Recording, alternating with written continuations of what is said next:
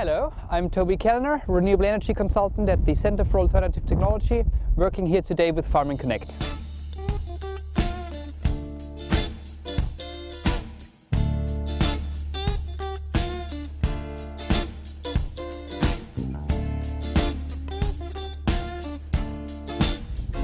We are here today at Turbine is-deitlau farm in the Dove Estuary, looking at a domestic wind turbine, 5 kilowatt wind turbine, which supplies electricity for the farm.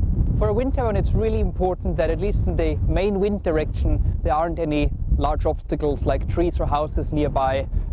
In this case, this wind turbine is positioned ideally for winds coming out from the estuary, which is the main wind direction here, even though today it's blowing the other direction.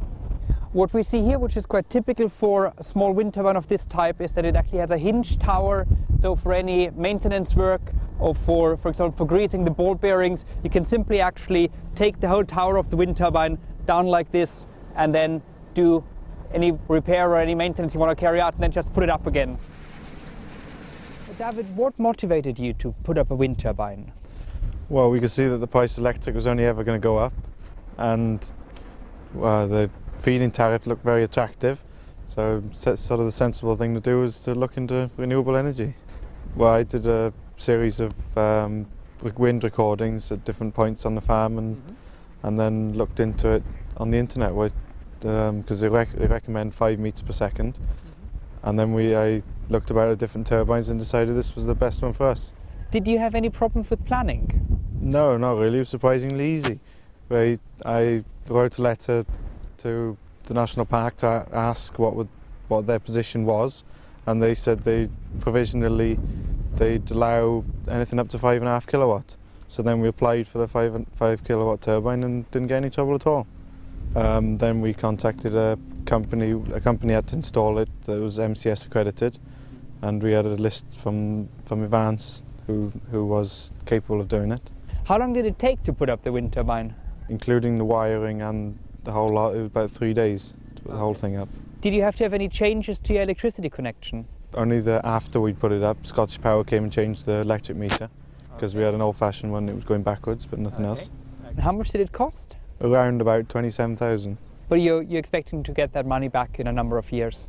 It'll probably stretch to about 7 or 8 years, but with a guaranteed price for 20 years, it makes no difference. If it took 10 years, it'd make money eventually, wouldn't it? Oh, we can see on here how much it's producing now. All right. You see it's doing about 2.5 kilowatts.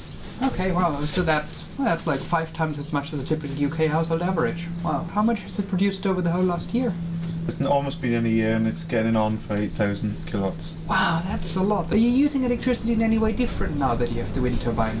Well, it makes you more aware of when you're using electric, and then when we're using a lot of electric, we try and do it when it's windy. So how do you do that? Like rolling barley, for instance, because using electric auger, we do it when it's windy. Ah, okay. And welding and something like that. Where's the actual meter where you can see how much you get paid then in the end? Well, that's just there behind you. And this shows all the electricity that's exported.